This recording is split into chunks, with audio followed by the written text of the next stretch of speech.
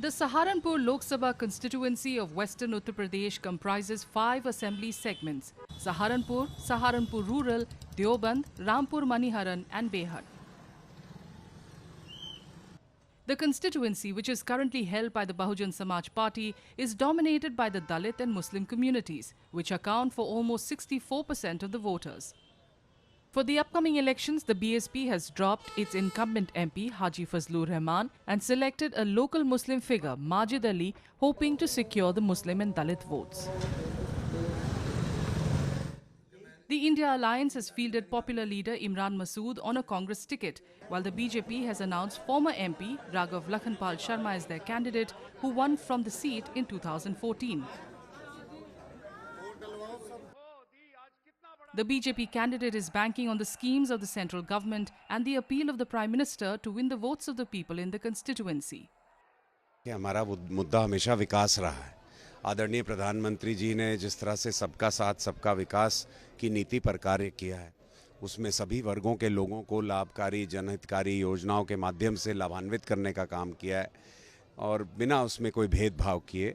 तो उसी के नाते हम पुनः फील्ड में जाकर लोगों से समर्थन की मांग कर रहे हैं और उनसे निवेदन कर रहे हैं कि इस बार मोदी जी तो तीसरी बार प्रधानमंत्री बनेंगे ही, साथ के साथ सहारनपुर की सीट भी हम जीते, यहाँ भी कमल का फूल खिले। The Congress candidate has been portraying the elections as an election to save the constitution, which he feels is under threat.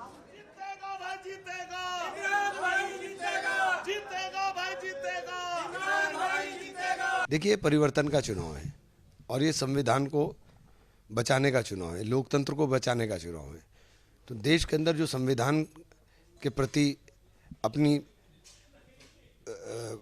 आस्था रखते हैं, उन लोगों के लिए बड़ा कुठाराघात है जब ये इस प्रकार के बयान आने का काम होता है कि साहब हम संविधान बदल देंगे, हमें 400 सीट दे दो, या हम पर केशवानंद भारती केस अप्लाई नहीं होता है क्योंकि हम संविधान में संशोधन नहीं, हम संविधान बदलने का काम करेंगे।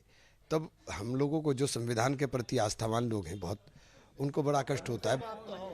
The BSP, on the other hand, has refuted allegations by the India Alliance of dividing the votes in the constituency to help the BJP. B team कौन है वो खुद देख लो।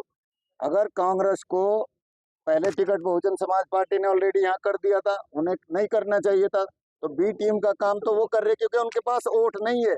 वो तो सिर्फ यहाँ नुकसान पहुंचाना चाह रहे बसपा के कैंडिडेट को। बताओ उनके पास वोट कहाँ से आएगा?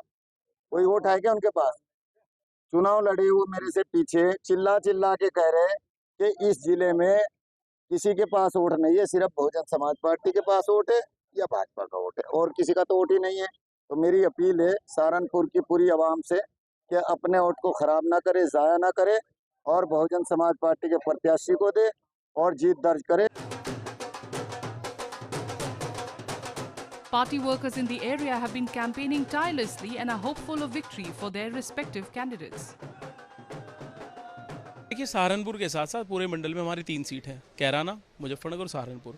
यहाँ पर निश्चित तौर से गठबंधन, इस बार इंडिया गठबंधन बहुत भारी मतों से जीतने वाला है। हिंदू मुस्लिम सब लोग साथ मिल करके, जिसमें हिंदू मुस्लिम और हमारे जो दलित साथी हैं, क्योंकि संविधान को बचाने के लिए दलित समाज के सभी लोग हमारे साथ दल बल के साथ लगे हुए हैं और इस बार बहुत ही सहारनपुर तो आप बहुत ही बड़े अंतर से हम लोग जीतने जा रहे हैं इंडिया गठबंधन। सहारनपुर 100% भारतीय जनता पार्टी जीतने जा रही है। 2019 के बाद 19 से इस बार बहुत अच्छा माहौल है, हर जाति धर्म का वोट मिल रहा है और विशेष तौर से अपने दलित समाज का और मुस्लिम समाज का भी अब की बार समर्थन है। Polling for general elections 2024 will happen over 7 phases from April 19th.